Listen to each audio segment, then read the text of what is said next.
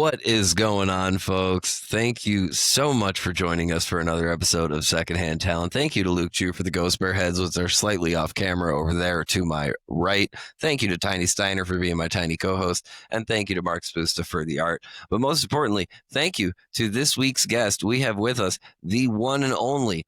He is a troubadour. He is a singer. He is a songwriter. He is a producer. He is a DJ. He is so many things that we can't even list them all before running out of time for this week's episode. He is the one, the only Mal Thursday. Mal, thank you so much for being a part of the show.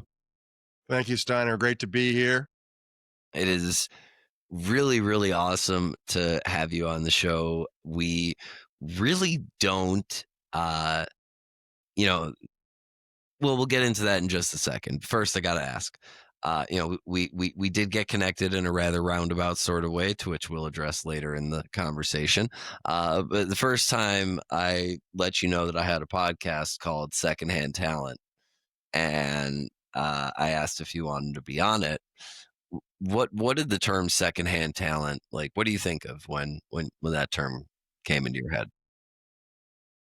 Well, it can. I thought maybe it was,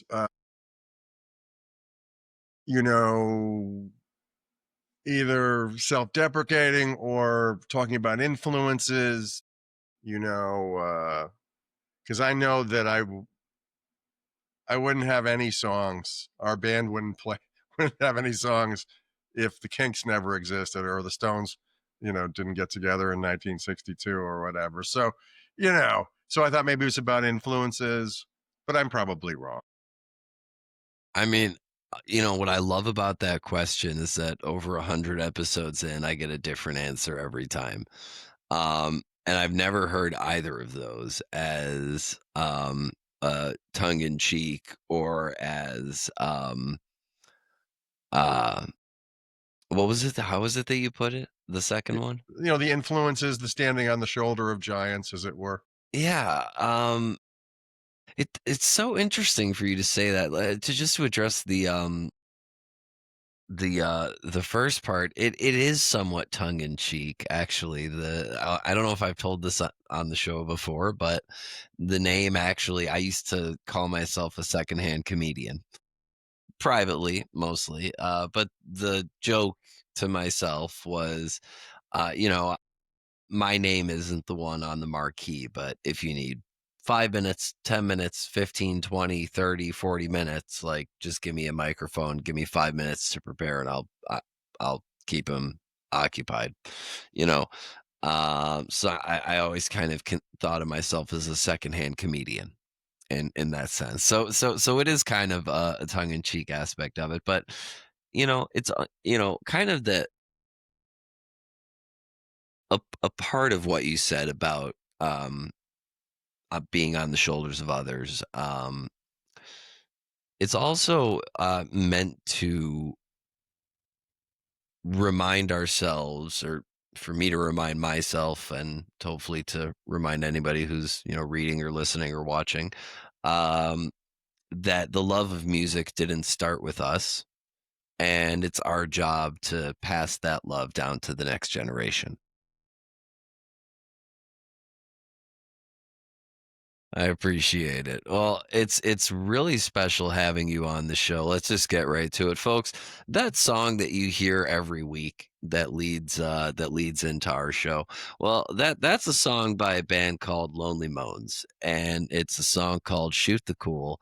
And my friend Mal here covers some of those songs. And what's fun about that band is that my uncle was in it, and I was in it briefly as well. They were a power trio, but I played organ. I came up and we did Standell's Sometimes Good Guys Don't Wear White, and it was. And then for a while, Shambi moved over to guitar, and Kent Garver, the late great bass player of my first band, the Malarians, was in the band for a while too. But we never recorded, those great records that they made. Well, there Was was. just the three guys and I'm Lonely gonna Bones. reach for my notes here because actually, speaking of my uncle Sam, one project he did want me to ask you about was the Lonely Moan Mala session. Um, Oh, the Malted Fuck Sessions. yes. Yes. Now I think I may still have the reel, but we went in and we did. This was at a time that my band was about to break up, and I was sick. Like I didn't want group democracy. I wanted to be able to call shots and whatnot. So it was an attempt to put together, a noisier, more Stooges MC5 kind of sound than the more, 1966 retro thing that my band had been doing. And we did I Got a Right by the Stooges and Don't Want You Either, a song I wrote, and a song called This. And I only have rough mixes that have somehow survived the mists of time, but I'm hoping that I still have the real. Uh, Well, I from what my uncle says, some pretty great songs were recorded during those collaboration sessions. So whatever reels you do have, I hope they do see the light of day at some point. There's one track that I released as on the end of the Malarians Shambolic live album with Mike Sewell from Moans playing guitar with us. Finished in This Town is the name of the record, and the version of Don't Want You Either, with which not with my vocal, but with the Kent's vocal on it, is on that. And I would reissue that if I could find the tapes. I stored all my old masters from the 80s and 90s at my parents' house, and they had uh, sort of a nefarious handyman who grew weed in the attic, unbeknownst to my dad, and he ended up walking away with a bunch of multi-track reels that he had no way of playing. And there's no way that he had a 16-track machine in No, his house. that's the most frustrating part about. I'm going to be honest. That's immediately where my head went to. Is like, what the fuck are you even going to do with this? Nobody is going to know what to do with this. You're not going to get anything for this at any pawn shop and it's like it's the most useless thing to steal. It's bulky. It's like it's worth nothing to you. It is literally barely worth what it's made of.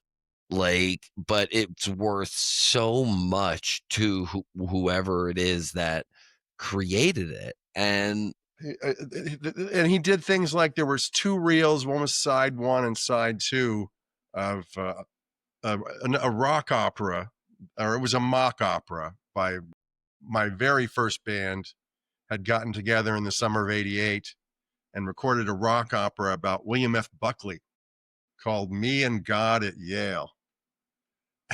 and and it's brilliant, it's great, and now there's only half of it in its master form, so like I'm in the middle of reissuing some of the stuff from the guy who wrote those uh, rock operas. Is my friend Jim Chanson, also a novelist. He's got a great novel you can get on Amazon, or maybe your local bookseller in Milwaukee, called Not Speakeasy. far from Chicago, folks. I know, just to get on the Hiawatha.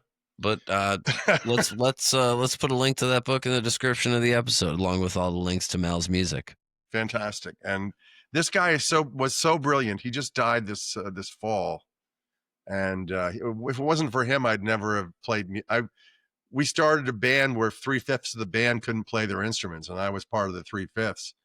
And him and Charlie Nealand, a great New York musician, well, he was also from Milwaukee. Were the two guys who could play. And Jim wrote 6 rock operas. He has 6 unreleased rock operas. So my label, Chunk Archives Recordings, I'm working with my former bandmates and Jim's brother, and we're going to release a great, like, in 1991 or 2, I think the summer of 91 or 2, he recorded about 25, 26 songs from all of his operas up to that point. And so that's in the hopper. That's coming out in 2026. It's called Chansonesque by Jim Chanson. Well, there you have it, folks. Potentially breaking news, depending on when this episode airs. But, for all of our regular viewers, readers, and listeners, you'll notice that this episode is not on the normal trajectory of the way we do things here at Secondhand Talent. And that's because it's not often that we really get to have, all the technical stuff you do we'll get into, but we don't have firsthand talent on the show very often. And those are the folks who actually do the thing and play on stage. And obviously, you certainly do much more than that. But you did mention forming your first band and kind of reeling it back in a little bit. Talk about a little bit how that first band formed. You mentioned being part of the 3/5 that couldn't play instruments. So talk a little bit about getting roped into that experience, not playing anything, and what was the next step from there? Well, it was my first semester at college. I went to Hampshire College where I met Sam Newsom. And I was just bouncing off the walls, and I was looking for like-minded individuals who shared, you know, because when I was in high school, nobody liked the music I liked. They were all squares. Uh, but Totally, I was just man. kind of randomly walking the halls of the dormitory Dakin at Hampshire, and I heard music coming out of Jim's room, and I think it was the Elvis Costello and the Attractions compilation album, Taking Liberties. And we just struck up a conversation and a friendship. And Mark Solomon was living downstairs, and the three of us had all entered that fall of 1980. And I we decided, remember some story. Sorry to interject, but I remember some story about Sam hearing someone playing Illinois Enema Bandit at some point and making friends that way as well. So it's a yeah, very music. sincere way to make friends at that point in time, folks. In case you're wondering. Yeah, music it's a uniter. But so after that first semester, we decided to form a band. We were going to be called The Answer, which there was a band called The Answer from San Bernardino in 1965. Little did we Ah, know. But so two of his two friends from Milwaukee transferred to Hampshire, and we had the five of us, and Charlie Nealand uh, had a great Rickenbacker bass, and he could play so well and play multiple instruments. And uh, Jim was coming into his own as a songwriter, and he had written a number of songs about a failed high school relationship that were quite good. But then he got better, like he started writing more interesting stuff and more rocking stuff that we could play with our rudimentary skills. And he had one called Insects that I really liked. I should revive that one. That song was a killer. what more do you expect? I mean, from a band at that age, but you know. Which one of the three instruments was it that you didn't know how to play? For me, it was I wanted to be an organ player. Mm-hmm. Like I was inspired by all that 60s garage stuff, Question Mark and the Mysterians, the Standells, all that Vox organ sound. Like you can see over my shoulder, I have a 2016 Vox, modern day Vox Continental. I was peeping that out of the side of my eye. I'm not gonna lie. I was taking a look at that. It matches that Alice Cooper poster very nicely. Yeah, I it's just like the really color place. coordinated. Yes. I like the placement. It looks good. And the thing I didn't, I just boldly stumbled forward into playing, And we were listening to some of the old stuff, and I was shocked. I tell you, that I was playing in time and in tune and all that. But we went to New York City and bought a Farfisa organ at Manny's. We bought a drum set in Boston, and we played a few gigs, and eventually, the brilliant songwriter Jim Chanson, nay Erickson, he had he had some schizophrenia that was exacerbated. I mean, if you have schizophrenic tendencies, don't take too much acid. It's not good for you. PSA, folks.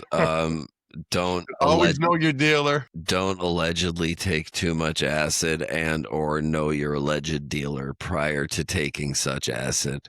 And never take more than you can handle. And don't eat the brown acid.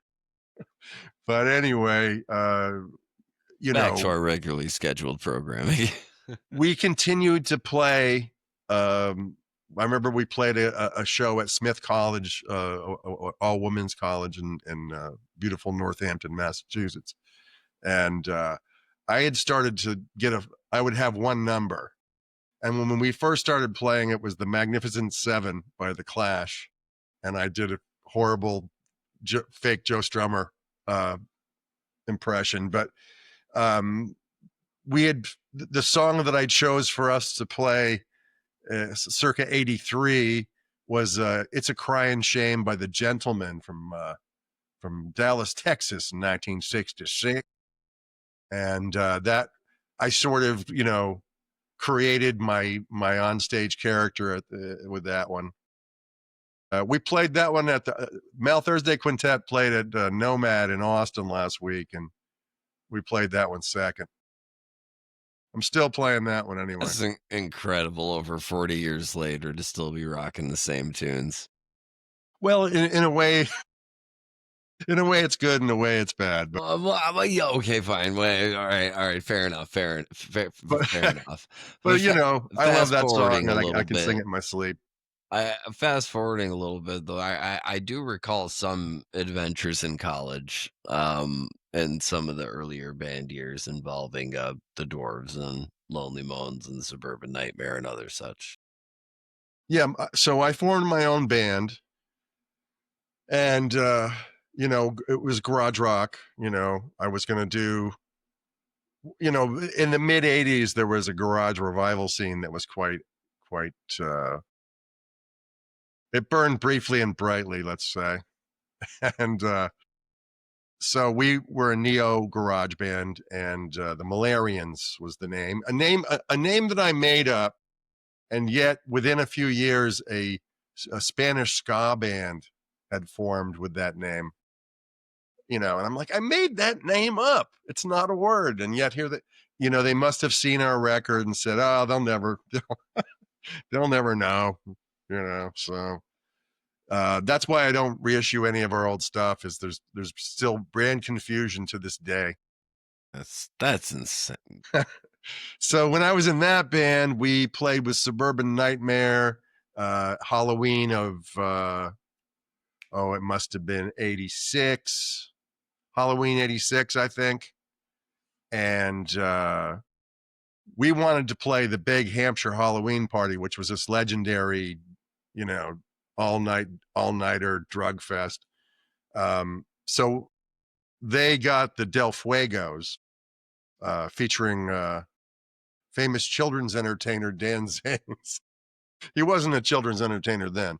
But anyway, they got the gig. So we played the night before. And then we still had the sort of, the dancing hippies. We had a very primitive light setup where we just stuck one of those bowl lights, like with a clamp on the little like disco ball or whatever. Yeah. And this one naked hippie kept dancing very close to the lights, casting shadows of his penis on the ceiling, and his pubic hair was flying off and like burning in the light. So that didn't smell great, but it was spectacle, And then the next night, when they had the Del Fuegos, we got a gig in town in Northampton, and Paul from Suburban Nightmare, Black Dahlia of the Dwarves, comes out and he's like, "Hello, Amherst." And then somebody in the back of the room goes, "It's Northampton." So that was funny. And they were great. I had a tape of that show too for the longest. I mean, I had a cassette Holocaust in the 90s. I mean, I had so much. I have there was unreleased stuff and just so much lost media. It's heartbreaking. So, but I don't want to. I did not come to be depressing and At a wax certain nostalgic for point, my lost days. like it's like when it's irrecoverable, and you can pine about it for so long. But is that really going to resolve the, you know? Well, there's at least occasionally there's a happy ending. So I was I had a second generation 2-track cassette of this band Lyres, Lyres, from Boston. Great, one of the greatest, if not the greatest, garage revival band ever. And it was from the Rusty Nail, which was a club in Western Massachusetts in a town of 3,000 people. It was this old roadhouse, and it was in the middle of it was right on the street with a bunch of neighbors. But anyway, touring bands would play there because I think they got paid in cash, whereas if they played at the university or whatever, they'd get a check. So I saw James Brown there, the Buzzcocks. I saw the Rockettes with Danny B. Harvey. We're playing a show with him this month. And anyway, so I had this great cassette that I listened to often, and it had the vocals on one side and the band on the other. And I, of course, lost it. And then years later, I'm like, I need to find that. I need to find that recording. So I was able to get a master of it, still stereo separated with the vocals on one side. It was, I think the tape deck at the club was too slow. So everything was a half step too fast. So I took it in the studio, pitch corrected it, mixed it into, stereo mono. And now it's just been released. It's Lyres on Fire at the Rusty Nail, 1985.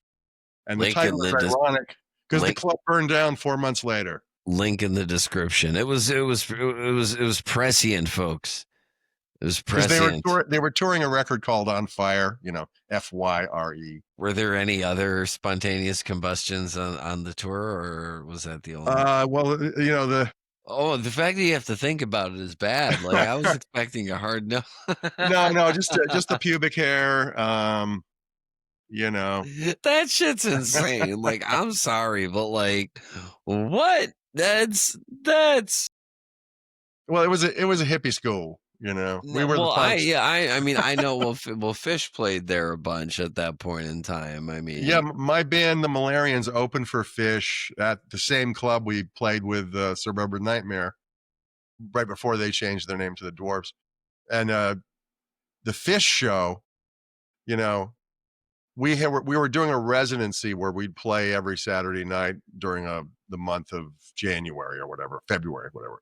And I come in and he's like, "Hey, you guys aren't closing tonight."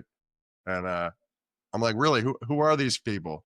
But they had a Hammond organ and a Fender Rhodes, and he's like, "But you can use their keyboards." Page said it was okay. Page said, "Hey, you can use our rig." That's cool. We opened, and I was playing all this Fender Rhodes and like confusing my bandmates with all these jazzy, wrong notes coming through the monitors, because I was like, "Yeah, Fender Rhodes." And the Hammond was sweet too, because I was playing a Farfisa, and this was great. He had a Leslie, had the whole deal, so it was awesome. Well, at that point, yeah, that sounds about at tracks like that. This was pre-Lawn Boy, I think, or maybe it was Lawn Boy era. Must have been right before. Or Pictures of Nectar. What's the one, the first album? What's the anyway? We also played Nectar's up in Burlington, but we didn't play with them. That's awesome. I mean, like, that's I mean, how I mean, was the band cool or I mean Yeah, I mean, Paige was like, "Here, yeah, use my Hammond," you know? I mean, yeah, it Yes. doesn't get much Don't have cooler to. than that, to be honest. I mean, that's Yeah, pretty that was then and it was packed out, you know? I mean, I hadn't heard of them, but obviously they had already their legend had already begun. yeah, So it was they're still pretty, I mean, pretty relevant, I would say. Um, I think at the time of this taping, they announced the Sphere dates. So we'll see.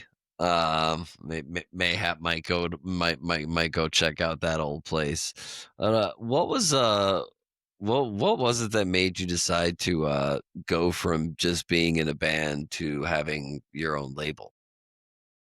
well, when the Malarians made their first album, uh, we didn't we didn't have any connections with any labels or anything like that, so we made up our own label and, called it Chunk Records, and it was a the guitar player worked as a he did construction, and he was doing some work at the VA hospital, and there was a guy who'd gotten his head, you know, dented with a submarine hatch, and now Got his it. only words were "chunk" and a couple of others. So that was I the was origin of hoping the it wasn't going to be anything chunk related, but it absolutely is. Yeah, there you go. So that's and then, you know, when we split up a couple years later, you know, we had put out we had let another band use the logo for their record, a band called DeMilo's. And uh, I don't that's a very rare record. I don't even know. I don't have it.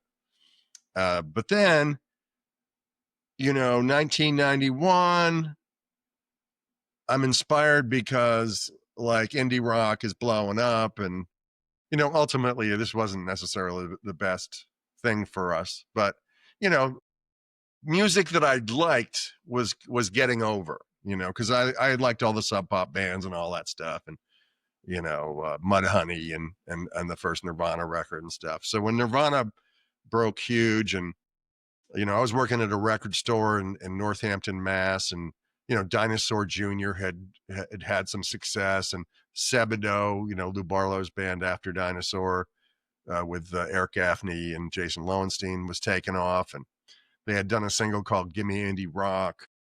Sub Pop was doing the singles club, so I'm like, I'm gonna do 45s. I'm gonna revive Chunk Records and do 45s.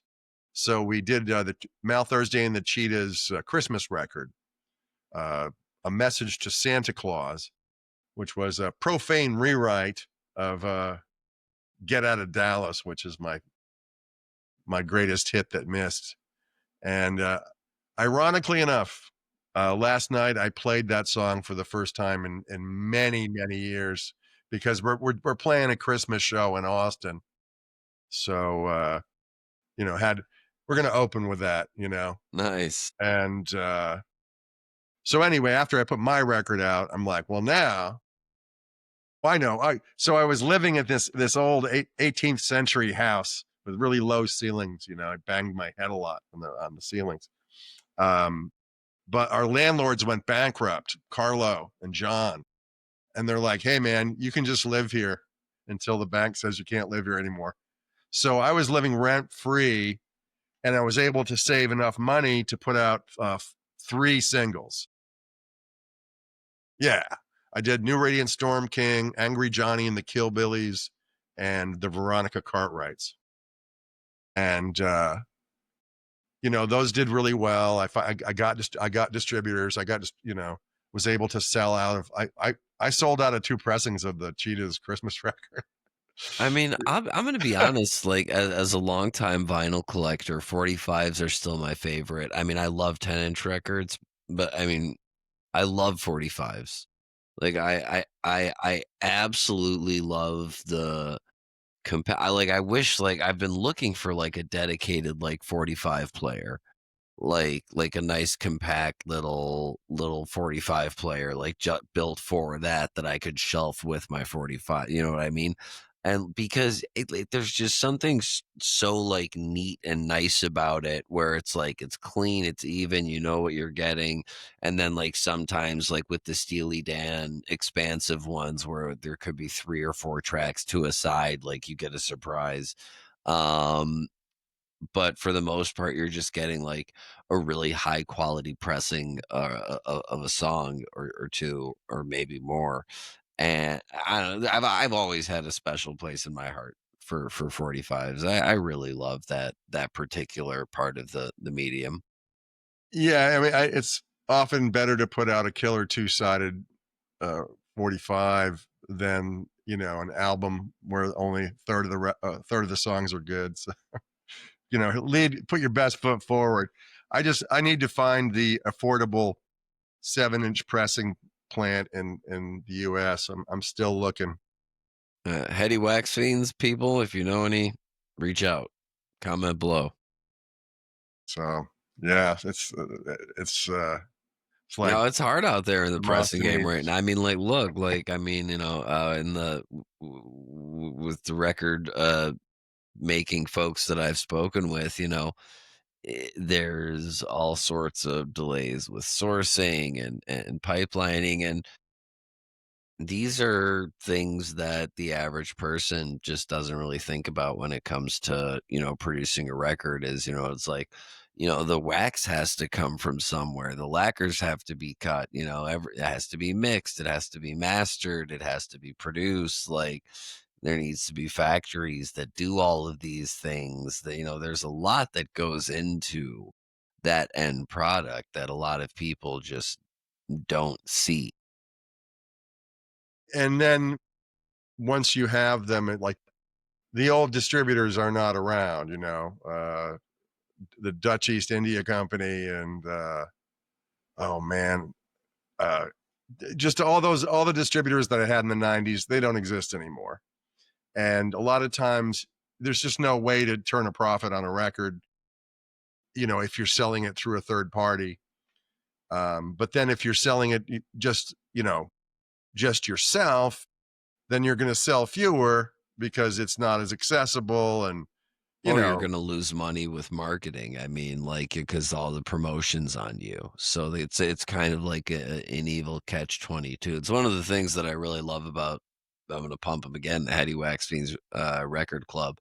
It's a record of the month club that's sustained by the people who are the subscribers, and then all of the records are getting turned around and put into the hands of fans who will spin them. So it's not like, you know, records are going to sit on a shelf. Like every record that comes every month, I put it on right there and spin.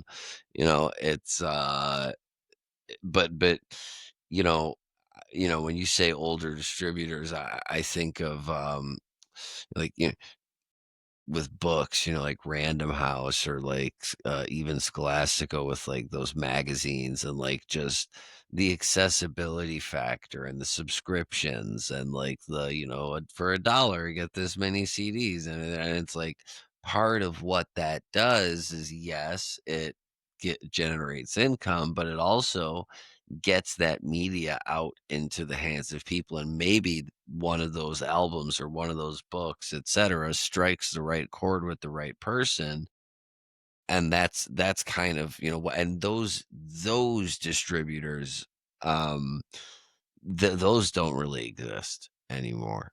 I mean, and if they do, they're few and far between. Yeah, we chose rather than using. I have a label, Chunk Archives Recordings, which is the you know 10 years after Chunk Records went down in flames. I Papa Chunk. I rebooted the label to reissue my first of the Malarian stuff, and then uh, it became the house label for Mal Thursday Quintet. But I chose not to self release. I mean, you know, it would be self releasing because it's my label, my band, whatever. So we're releasing it on Teen Sound Records, Misty Lane out of Rome, Italy, and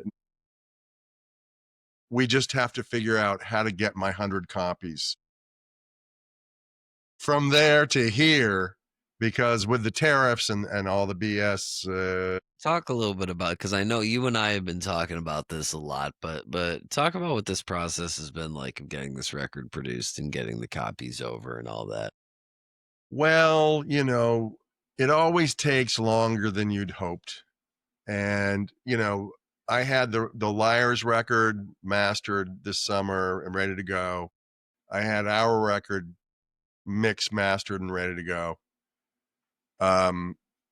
But the thing about working with a European label is I was naively unaware that Europe takes the month of August off, including like pressing plants, so I had hoped to have our record out this fall, and it'll be early 2026. So, hey, I think we are. It already is early 2026 when Oh this is. my God, it's 2026. How did we fucking do that? Well, It's so incredible. Secondhand talent magic. So, gotta ask, why call it the Mal Thursday Quintet? well, my concept behind the band was to do something between the Chuck Berry method, where you just play with a pickup band when you get to town. Well, that's not going to work for me. So I came up with the idea of doing chapters like a biker gang.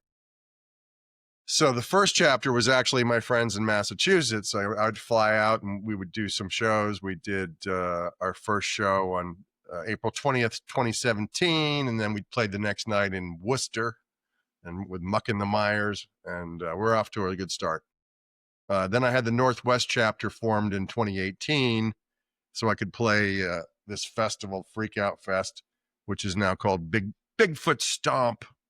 And it's every year. Daryl's Tavern in Seattle, Washington. And then finally, I mean, I was living in Austin, and yet, my fly out of town to play shows. So finally attempted to put together a Texas chapter. And I was helped out by Bobby Trimble, great drummer who plays with a lot of people here in town, the Ugly Beats, the Linda Gail Lewis, Jerry Lee's sister. Anyway, Bobby, was there from the start. We had a guy, Tom Trusnovic, who's in a band called Hickoids, and a bunch of other bands too. And he was sort of my sergeant at arms. He was the bad cop. So if somebody wasn't cutting the mustard instrumentally, he would bully them until they quit. And this was such a great help because I didn't have to be help you the could ask asshole. for. He was really good at it, and it worked. There was this one guy who he didn't like it when I asked him to lay out for a verse, and so he quit because he was too sensitive. But for the most part, it was Tom who helped us get to a point where we had a solid lineup, and we did, until he quit and Steve, the rhythm guitar player, quit. But right before they left, we were doing your uncle's not only Rotting, which is on our first album of 6 Was 5, but we were doing Lots of Life, which is a great one. Hey, get out of the way. It's just good stuff. Anyway, so those guys quit, and it took really until now, until this, just recently, we've added a multi-instrumentalist named Chris Nine, and she plays organ and guitar. So I can just pretty much be the lead singer until the encore, and then I'll get over on the keyboard for a couple of tunes at the end. But Jeff Connolly always calls singing and playing at the same time, as he calls it, walking and chewing gum. I'm not great at that. Like organ, you can just hold the chords, but I find it hard to play rhythmically or melodically while singing. And then inevitably both the playing and the singing suffer. So So now the Northwest chapter is just pretty much Dave Burkham, who's a multi-instrumentalist, plays in the Reverberations and a band called Holy Denim, among others. And he played with Satan's Pilgrims for a while. But anyway, you know, I had a whole band that was backing me up, the Reverberations, but you know, now it's just I just work with a guitar player and a drummer, Tom Sullivan, aka Baron von Ludwig, Baron Baron von Ludwig of the Lords of Altamont. Um, anyway, so now I still have the 3 chapters, but the New England chapter and the Texas chapter are the only ones that could gig. But I record with all 3 of them. Anyway, so I figured I'd call it Mal Thursday Quintet, Since because you're at least I'll be in the bringing it band. all together, you're right. Exactly. No, well, it's very similar to former guest of the show, friend of the show, Joe Marcinek, who, when he goes out and does shows, he's putting his band together wherever he's doing the show based on who's in town, and that's just kind of, and the reason we've had him on the show, also firsthand talent, I would argue, is because not, he can't really work with an agent because of that, because like, they want to know, okay, well, who are you playing with in February of next year? And he's like, I don't know who's going to be in town where I'm going to be in February of like, I like, so he puts all of his stuff together himself, which I think is super impressive, which is why he's been on the show. And yeah, having to corral your own band, and I mean, he calls it the Joe Marcinek band. I mean, like that's kind of, I mean, that's what it is. I mean, in each chapter, that's, for his, I guess, call them chapters in the Southeast and in the Bay Area, and all the different Chicago and the different pockets that he's got, call them, the Joe Marcinek band. It makes sense, to then transfer the credits over and call it the Mal Thursday Quintet. Yeah, and it's worked out so far. I'm pleased. 8 years, 8 years on, 8.5 years on, we're still kicking ass, taking names, and And putting out new music. yes, we have a new record coming out on Teen Sound in Italy and in America. It'll be over here too. It's called Mods and Gods, and that's the play on Odds and Sods, which was the Who's Leftovers album that they put out in '73. Not that these are leftovers, but there's a lot of these were singles. Uh, there's several new songs that had never been released, but you know several a lot of the stuff we put out as singles over the last few years. Um, so it's our difficult second album. It's the difficult second album syndrome. I mean, this record was. I mean, there's stuff that we recorded in 2017, some live material that we recorded then, and then stuff we recorded this year. So it's Well, the sophomore slump is real. I mean, like, first of all, folks, if you haven't checked it out, again, the links to all of Mal's music, including his Bandcamp, is going to be in the description. If Six Was Five is a great album, I bought it on Bandcamp, so you should too. Um, it's great music, and I'm personally looking forward to the second record. I think it's going to be great, and I think that oftentimes when things that are a true passion project do take longer, it is the final product often is better for it, and I found that, you know just speaking from personal experience with the show, anytime there's been a guest where, we've been talking about them being on the show, and sometimes it's been in discussion since before, like, the actual show even started. um for whatever reason, life happens, people are busy, things go on, things get delayed. But every time those guests make their way onto the show, it always feels like it's the right time for them to be on the show. So, whether or not, however long the record took and however old the recordings are that you're using, or, it's still new record, and it's going to stand on its own. Yeah, because even our first album, which I'm a little tired of because it's been 5 years. But if you've never heard it before, it's new to you. So check it out, Mal Thursday Quintet. Um, so I'm happy that the quintet record and Liars on Fire at the Rusty Nail 1985 are coming out on the same label, relatively close together, and I'm hoping that we make some new fans over in Europe so we can go over and do some festivals next year if possible. We'll see.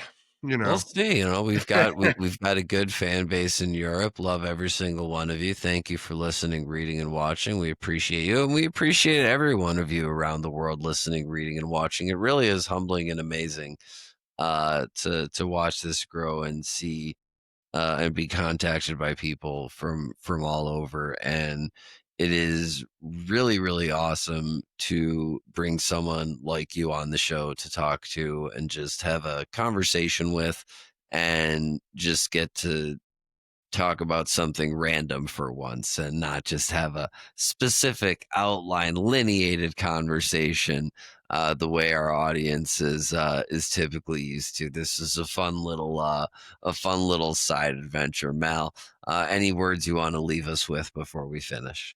Well, the internet's been a mixed blessing to for musicians, right? Because streaming is a horrible it's it's a horrible ripoff where the labels and the tech bros are making all the money. But the internet has made it possible to connect more easily with people over in Europe or in Japan or in Australia. And I've got my radio show, the Mal Thursday Show. It's been around since 1987. Link in description. And it's a music show. And every week I do a different word of the week. This week is going to be get. All songs with get in the title. And then Get back. I've been appearing on another podcast as a couple of guys who really liked my radio show started a podcast called Shake, Rattle, and Roam, and they do a sort of a geographical trip. Like here, like I was just they just did the Texas episode, which is like almost 4 hours long because I mean, it's got to be. Texas is fucking massive. I mean, and I made it onto the thumbnail. They use a nice goofy AI cartoons. I'm like, damn, AI, you didn't do me right on that. But anyway, yeah. So I got the Mal Thursday Quintet is my passion, and I live down here in Temple, Texas, and I go to Austin to rehearse and to play shows, and was in Maine and Massachusetts in October, hoping to do the Pacific Northwest and Southern California next summer 26, and just keep doing it. And we also would like to put out, since it took us 5 years to make our second album, I want the third album to come out within 6 months of the second album. Like there you go. It's like 1966 all over again. There you go. Yeah. And by the way, if you ever come to Chicago, Sam already said he'll play drums. So we were planning on that. I was going to do Milwaukee, Chicago, and maybe, play in the suburbs. Let's talk. I'll put a band together for you. We'll talk about it. Secondhand Talent, baby. The net casts wide. Well, folks, we were talking about that back in 2020. Well, and then there's this global pandemic. It screwed everything up. Let's resume that conversation in 2025. Folks, this has been another episode of Secondhand Talent. This is Mal Thursday, and we will see you next Wednesday. That's podcast. All right. We did it. Right on, right on.